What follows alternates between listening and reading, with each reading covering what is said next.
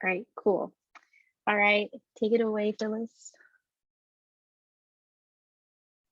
Thank you, Kaitlyn. Let me share my screen.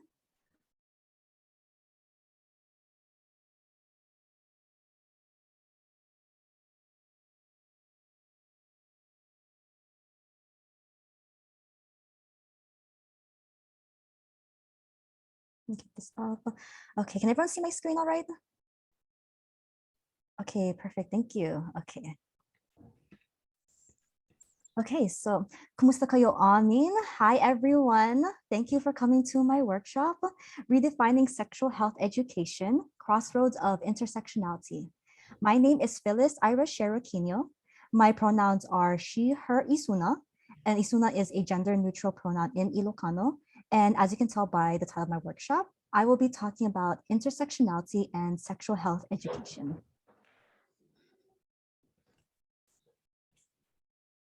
Okay, to start off, I was born and raised on Maui, Hawaii, and I am a second generation Ilocano immigrant. My parents immigrated from Luna, La Union and Gabu, Ilocos Norte. I graduated with my undergrad in BA Biology and minored in English at the University of Hawaii at Manoa. And I graduated last year actually with my MPH, and I specialized in social and behavioral health sciences. And my career focus is on sexual health, comprehensive sexual education, or CSE, health education, and gender and cultural studies. And in my spare time, I like to watch different shows and anime, play Animal Crossing, and right now I'm currently obsessed with the movie Encanto. And if you haven't watched it yet, you should definitely watch it, especially for us Pilipinx and in the diaspora. Yes, Encanto and Animal Crossing, yes. So before I get into my workshop, I'd like to share a land acknowledgement. Hawaii is a sovereign nation illegally occupied by the United States government and military. I and others who are not of Native Hawaiian descent are also settlers on this land. Kanaka Maoli have been and will always be here, but they continue to be displaced on their own homeland due to tourism, exploitation of people, culture, and resources, and settler colonialism. It is important that we stand and act in solidarity with them, amplify their voices, and give them the platforms and positions they deserve to reclaim their land and bodies back. And if you'd like to find out what Indigenous land you reside on, visit native-land.ca, and I'll have Kaitlyn or Jenn put it in the chat.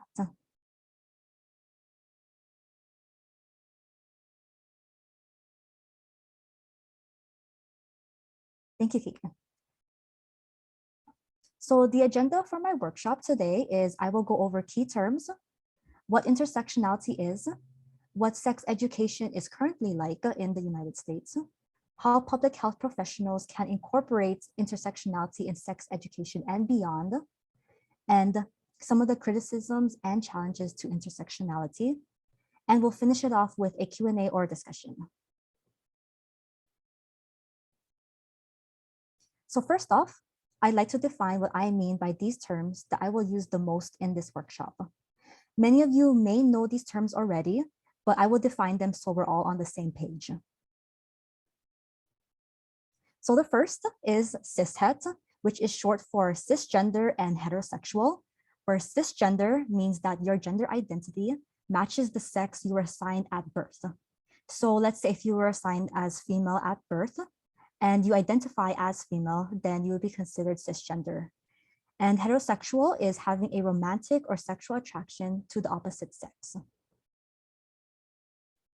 Comprehensive sexual education, or CSE, refers to providing information on a wide range of topics, including, but not limited to, abstinence, sexually transmitted diseases or infections, or STD/STIs, contraception, healthy relationships, consent, boundaries, etc.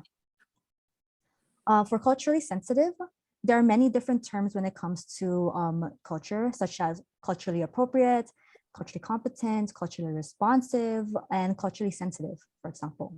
So in this workshop, I will focus more on cultural sensitivity, which is being aware that many cultures exist that have similarities and differences without giving them a value such as being positive or negative or right or wrong. And it is also being able to communicate, to understand and learn about people with different backgrounds, especially if you are not of that ethnic group or cultural background. And the dominant group is the group that holds the most power in society. And Filipina OX and Filipina OX is a term referring to Filipinx in the diaspora mainly, and can also be used as a gender neutral term. So many people who feel excluded from Filipino or Filipina or do not identify with these terms may use Pilipinx. And heteronormativity is the idea that heterosexuality is the only normal, default, or preferred sexual orientation. And lastly, the subordinate group is the group that holds less power compared to the dominant group. So these terms I probably use a little bit more often in the workshop. So giving this kind of definitions just to help us be on the same page. So now that we went over these key terms, what is intersectionality? So have any of you heard of the term intersectionality before? If you're all comfortable, you can please share in the chat.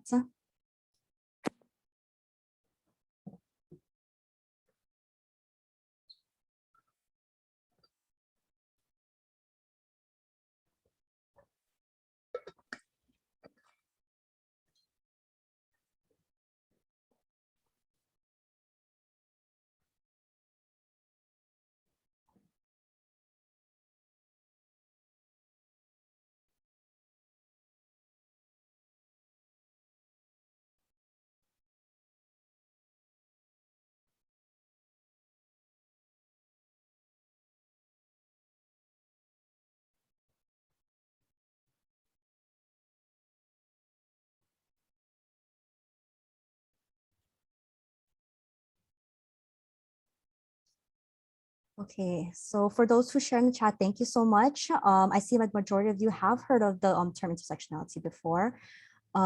So thank you for sharing.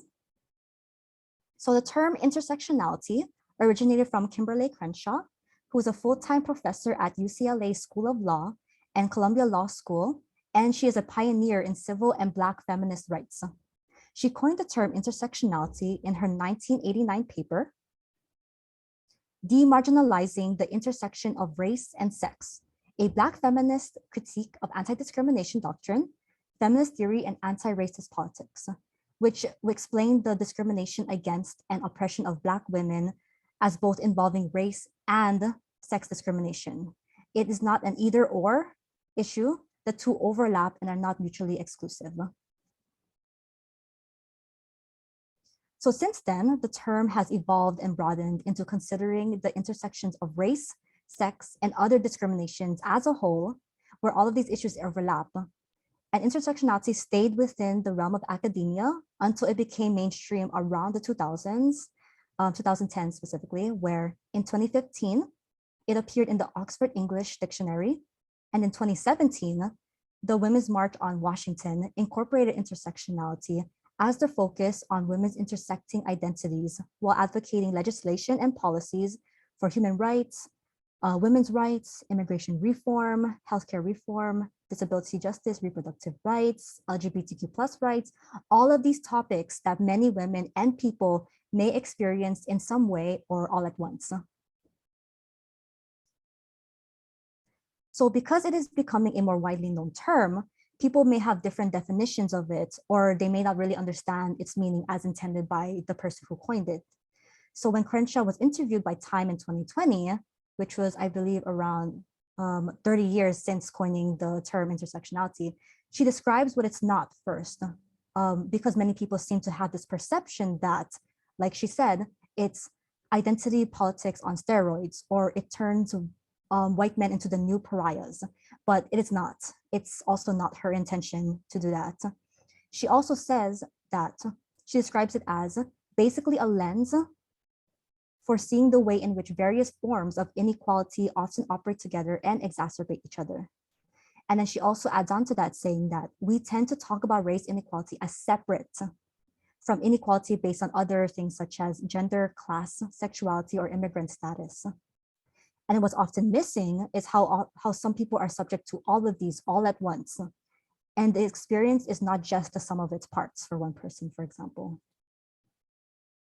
So many people seem to have different definitions and types of intersectionality since it was coined.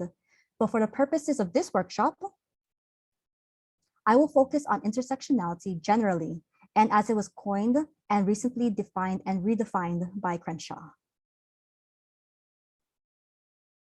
So now that we understand more of what intersectionality is, let's go over what the current landscape looks like for sexual education. So the Sexuality Information and Education Council of the United States, or SICUS, is a nonprofit organization that advances comprehensive sexual education through advocacy, policy, and coalition building. And last year, they released the Sex Ed State Law and Policy Charts that went over laws in each state regarding sex ed. Of course, I won't go over every single thing that they did, but we'll focus on these main ones as they relate to this topic. And thank you, Kaitlyn, for putting in the reports in the chat. So you can all look at the report if you want to. So out of all 50 states, 33 mandate that sex ed be taught. 10 require instruction to be culturally sensitive. 10 mandate comprehensive healthy relationship education, which refers to providing topics related to communication, decision-making, violence prevention, and consent. And 19 states promote heterosexual marriage. In addition to that, 11 require instruction to be inclusive of LGBTQ+ people. 3 require them to be neutral. And you can see where I'm going with this. Can you guess how many states explicitly discriminate towards LGBTQ+ people? If anyone would like to take a wild guess in the chat.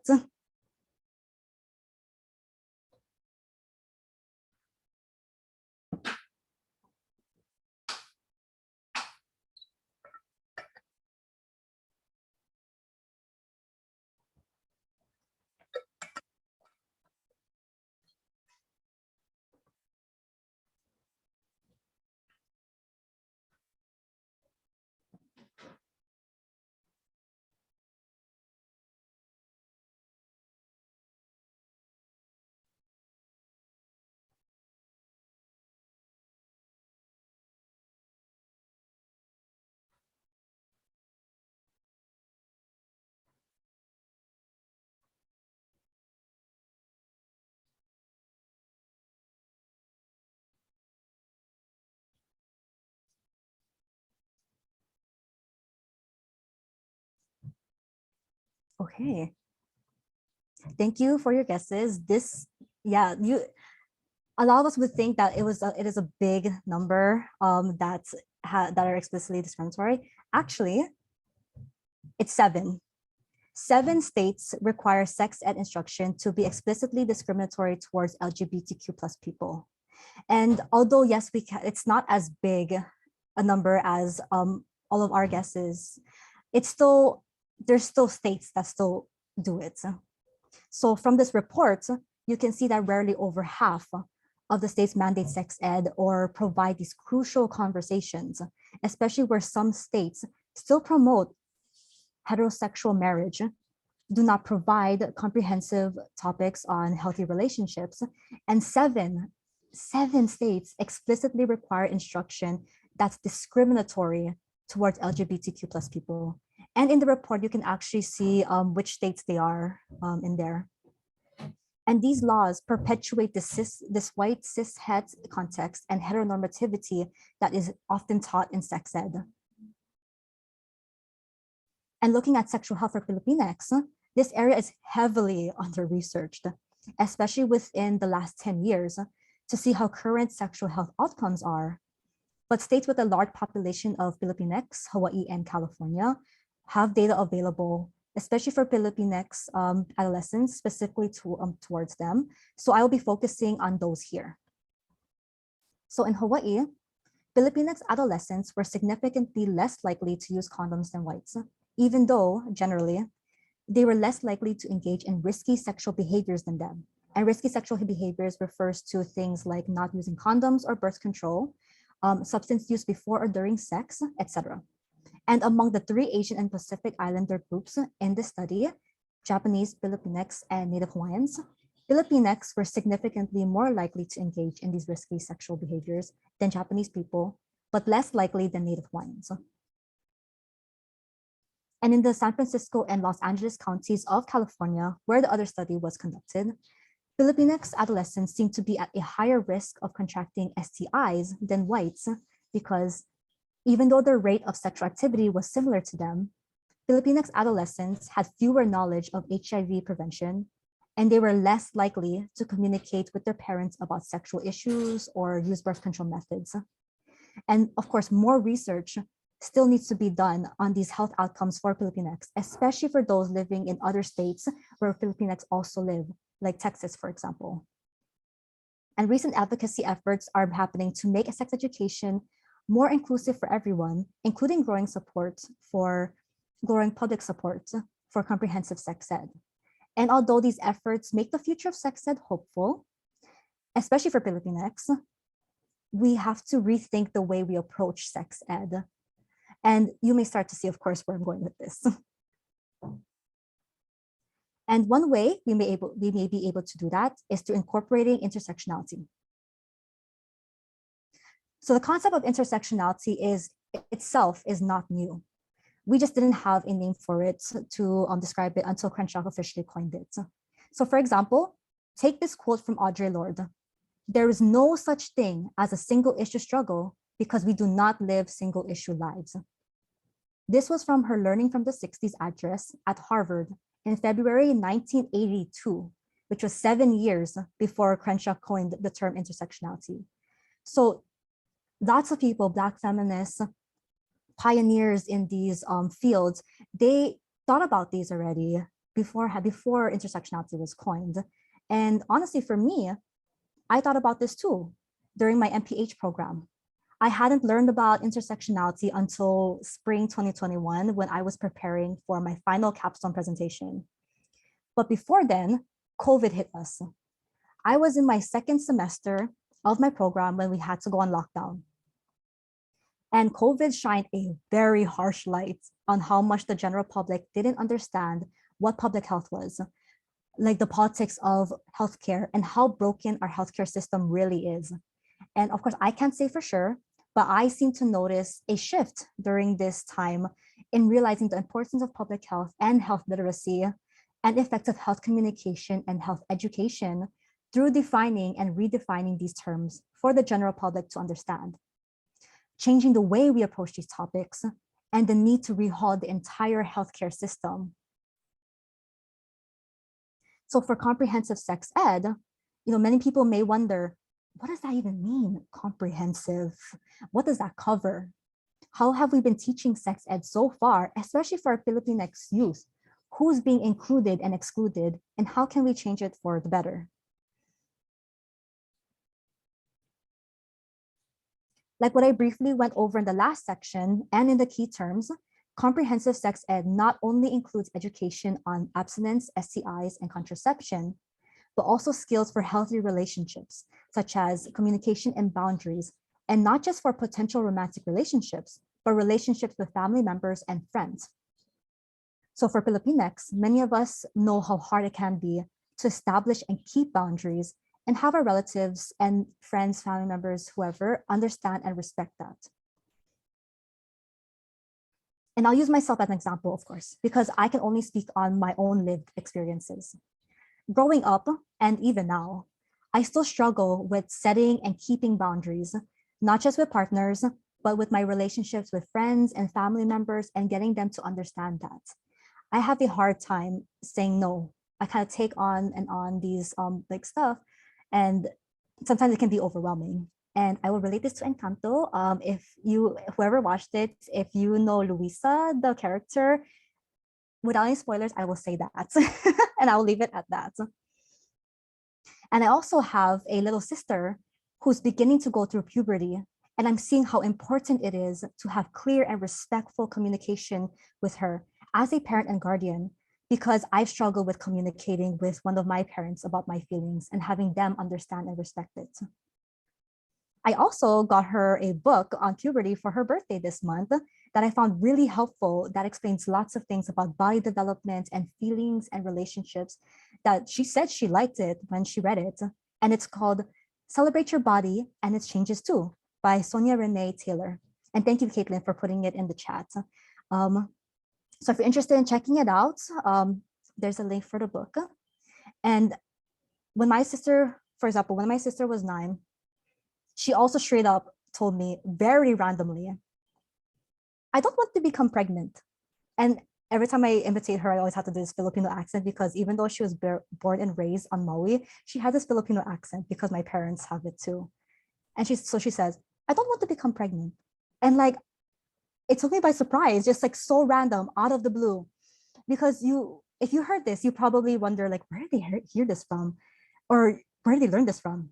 But if they're bringing it up now, or are generally aware of what being pregnant means, like having a baby, as a parent, guardian, sibling, or just close family member, you should be able to have these kind of talks with them without it being awkward or weird, because they deserve an honest answer. So after thinking about what to say, I told her, you won't, as long as that person respects you and you respect them. And she was like, okay. And she moved on and we were good. She didn't think anything of it, because I made sure, I tried to make sure on my end that I didn't make it a shameful or embarrassing topic. If she had brought it up with another adult, they definitely shut the topic down and right at the word pregnant and start asking her, where did you hear it from? And tell her just not to say it again and get into this kind of angry mode. And this is where many people may start to get shamed into not speaking of it or thinking of it in a negative way, because they may wonder, is it really bad? It sounded bad, like they were mad about it, so it must be bad. And never bring it up again or not know anything about it until something happens. Or maybe others might consider it like, oh, it sounds like a secret. It's like they're not sharing like some stuff. Is it like what is it? And some may be curious to find out and may find out from other sources, healthy or unhealthy. So to my knowledge, my sister never brought this up to any of our parents. She's always only asked me. And as an adult figure in her life that she's close to and trusts, I owe it to her to tell her the truth and not make any of these shameful or embarrassing. And she took them really well. If she's going to find out about these things eventually, especially if she starts bringing these things up herself, she should learn about them with facts and without bias and no shame. So if the time comes that she needs to make this decision, she'll make one that's right for her. And for me too, I'm so lucky that I have a great support system in my friends, that none of us judge each other, and we've had such open, honest, supportive conversations. But of course, so many other Pilipinx may not have that safe space. So I want to make sure that I can be that safe space for my sister and for others. But we make these topics, we make sex ed and sex health shameful or embarrassing, and we're afraid to talk about them, which in turn makes many of us not know what to do when we actually get into these situations. Why are we like that? Why? And how can intersectionality help us understand and change how we approach sexual health and sex ed? So let's first look at the power and privilege wheel, which for me, I like to think of as sort of visualizing intersectionality this way. The first time I saw this image was during a sex ed conference last year, actually, where the keynote speaker, who was a Pilipinx sex educator, shared this because her work focuses on intersectional sex education. And I was like, this right here, this, I didn't even know existed, but I thought about it before knowing this image existed. And as you can see from the image, and thank you, Kaitlyn, for sharing in the chat, those in the dominant group and who hold the most power in society are middle-aged, white, married, Christian males. And you see this constantly in politics, media, business, and other fields. You also see this in a lot of textbooks. Have you noticed a lot of the bodies depicted in these textbooks tend to be white or white passing? And if we compare Pilipinx to this wheel, generally, we know that we are people of color, first of all. We're Southeast Asians, And we know how fetishized Asians are by the people, especially by the people of the dominant group. Because on the outside, we're seen as demure and small and submissive. However, as you look through each category on the wheel, many of us differ. Some may be cisgender males or transgender women, pansexual, immigrants. Also, a lot of us are younger, which means that in that sense, excuse me, parents hold more power. And I've definitely heard the line, I'm older, so I know better than you. If any of you have heard that as well too. In addition, majority of the Pilipinx are also Christian or of a Christian denomination, but there are also others out there who may be Muslim, follow another belief, or may not practice religion. So from this wheel, you can start to see how certain groups hold more power and privilege over others, but we don't belong to just one category. And we may be part of different like dominant groups or subordinate groups in others. Following this, we can go into the social determinants of health. And if you've taken some public health classes, we definitely learned this. These are conditions where people live, grow, work, etc., that may affect their health. And these can overlap as well. So you may experience one or all of these all at once. Unfortunately, power, privilege, and discrimination can also play a role in these determinants. For example, those with more power and privilege may have a higher income. They might have better access to higher quality education. They may live in areas where there's more access to healthcare, like condoms or obstetricians and gynecologists. They may also live in a safe neighborhood too.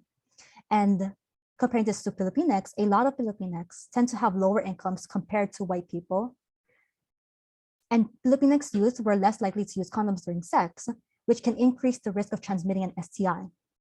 And potential reasons that they may not use condoms could be because, one, there may not be enough access to condoms. So for example, there's an actual policy from the Hawaii State Board of Education that allows education on prophylactics, where devices to prevent diseases like condoms and birth control. But they prohibit educators from distributing them in classrooms, on campus, or at school-related events. It's an actual real policy, by the way, that's been here since before I was born. And the only thing that changed was the name. Nothing else, only the name has changed since its introduction in 1994.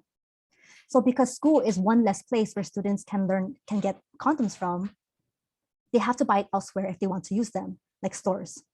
But you never know who you may encounter in stores, like family members who most likely tell your parent that you were looking at condoms, even if you might not be buying them, and it might make them shame to get it. And another reason is that they may not know how to use condoms properly because sex ed in their schools might not discuss the contraceptive methods, which can decrease the condom's effectiveness and increase the risk of getting an STI if someone uses it and doesn't use them correctly.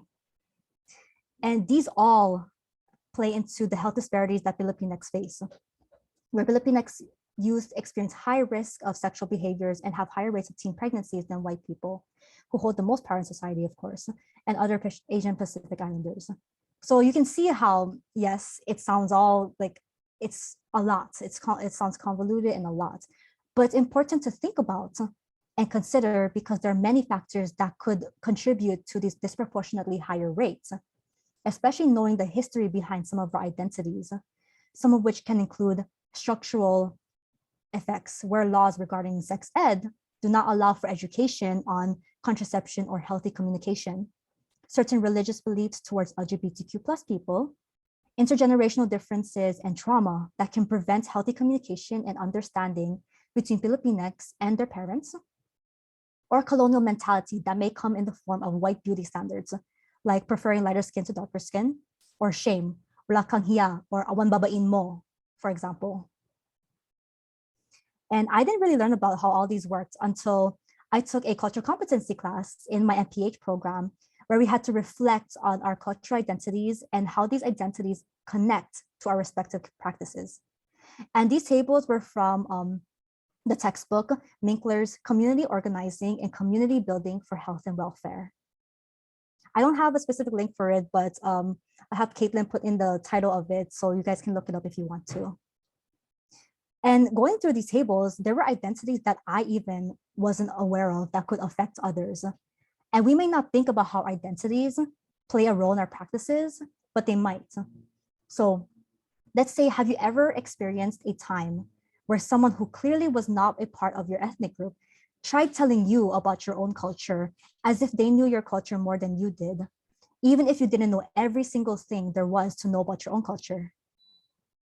That's something that this reflection helped me to think about for sex ed. So using myself as an example again, I'm Filipino, specifically Ilocano, a person of color, which is subordinate to white people. However, going deeper from that, the Philippines and Pilipinx are not a monolith. The name Philippines and Filipino itself came from our colonizer, King Philip II of Spain. And before Spanish colonization, and even now, we have many different languages and cultures that you can't just really lump under one name or word and forget about the rest, especially those indigenous cultures in the Philippines as well too. So going back to using me as an example, I'm also a lighter skinned Filipino, which is perceived to be better, preferred, or more beautiful than darker toned Filipinos, which is not true, by the way. And again, that stems from colonization and white beauty standards. I'm also a cisgender heterosexual female, which is almost a creme de la creme of sexual health after cis-het males, of course, and a non-practicing Catholic, but a Catholic nonetheless, because I was baptized as a Catholic. I'm also someone without physical or mental health disabilities. And just to note, sex ed also does not consider people with disabilities in their curricula. I am also a person of color. Although I'm a person of color, actually, I am a settler in the sovereign nation of Hawaii, which displaces indigenous Native Hawaiians on their homeland. So I belong to multiple dominant and subordinate groups. And it's important to be aware of that because it may affect other Pilipinx or other ethnic groups and exacerbate their health disparities. And I can't separate myself from these identities, even if I wanted to. Like many of you have probably seen online with the Black Lives Matter movement, we cannot take off our Pilipinx identity, like changing clothes after work or removing makeup after a long night. There are many examples and historical explanations for why our different identities may came to be. But here are some examples so you can think about it. So speaking broadly from sexual health, being aware of your multiple identities where you may have biases or some sort of privilege from these identities, and where you may be in the dominant or subordinate groups. And this, of course, this is a lot. And so I'd like to just take this moment to have you all think about this, if you're comfortable, of course. And you do not have to share any of this at all in the chat or anything like that, but let's look at the power wheel again, power and privilege wheel. And I want you to think about how your identities in each of these categories and how they may affect or play a role in your respective fields or interests. And think about the communities you may want to work with. How do your identities may align or differ from the communities you want to work with? And how can that affect your practice in that? So I'll just take a moment so you guys can look at this.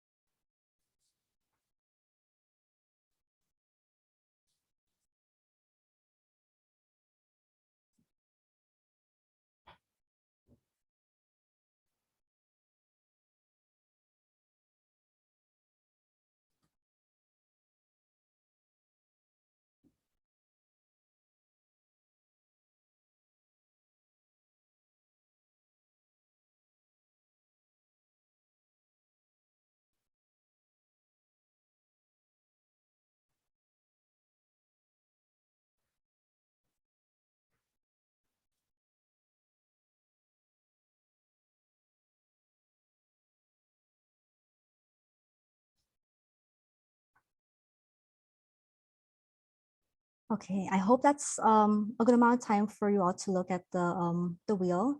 And just in case, we can put the link to the image in the chat so you can look at it on your own as well too if you're interested. But I'd like to note, of course, that we can't just put ourselves or others into boxes using intersectionality. Each person has a multifaceted story that is more than just who they are and what they identify as. It's seeing these things in a different perspective, especially one that is not of your own, that may help and guide your approach in your respective field. And if you can see through this lens, then you may be able to see how these multifaceted inequalities manifest in different systems and in society. And of course, with something like this that could potentially change the game, there comes criticisms and challenges, and I'll only go over just two. The biggest criticism of intersectionality mainly comes from conservatives and the political right. Many of them claim that intersectionality fetishizes victimization, where, as Ben Shapiro says, is a new hierarchy of victimhood that places men at the bottom because, in comparison, women are more victimized than them. He also tweeted that intersectionality is so stupid. And in a video, he says, but what do I know? I'm just a straight white male. They also claim intersectionality to be the new, quote unquote, new caste system where they're at the bottom and marginalized people are at the top. And it takes something, whatever this something is, away from them. Like, what? I'm sorry, what?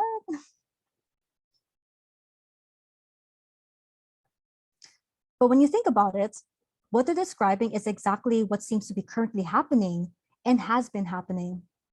Unfortunately, our identities somehow do matter. And there seems to be some sort of caste system in America as shown in the picture on the right. Those currently at the top of this so-called caste system are perpetuating the status quo and do not want things to actually change because they're afraid of losing their privileges that they've been so comfortably living with to people who they know have been marginalized and experiencing so many injustices throughout history. They don't want to end up like them, like us. And they think we'd be taking away their privileges and giving them out to subordinate groups. But we're not trying to take those away from them. We also deserve to have the same rights and opportunities that they enjoy. And as a challenge to incorporating intersectionality, as described by Crenshaw herself, is that people will use the excuse to not do anything because it's complicated. But real change is hard. It is. We're not going to deny that because it requires changes at every level. One of the hardest of which is to make systemic changes because it requires rehauling entire systems. And right now, as shown in the picture on the bottom, our reality more or less may look like this, where the boxes are rights or opportunities provided or are more easily accessible to certain people, like those in the dominant group. And intersectionality can help us work towards providing equality and equity for Pilipinx and others, and ultimately, breaking down the barrier that is the fence itself to liberate people. And isn't that what a lot of people and all of us are fighting for? Dismantling these oppressive systems in order to build ones that are actually equitable for all?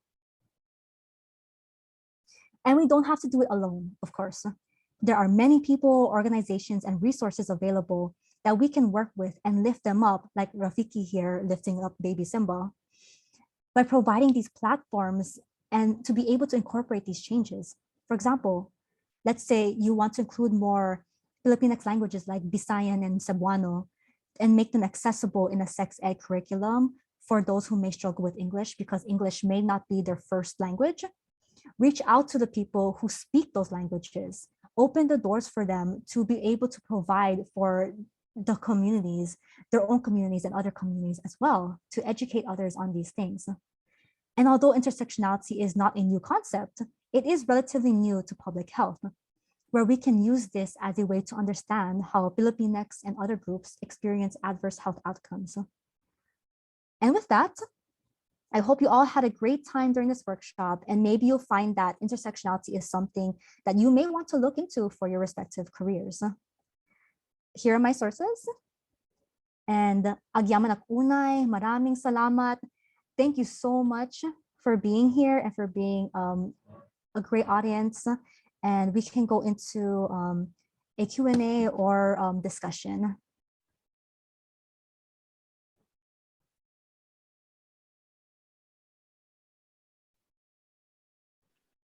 Thank you. I'm going to stop recording now just in case any of you guys have questions.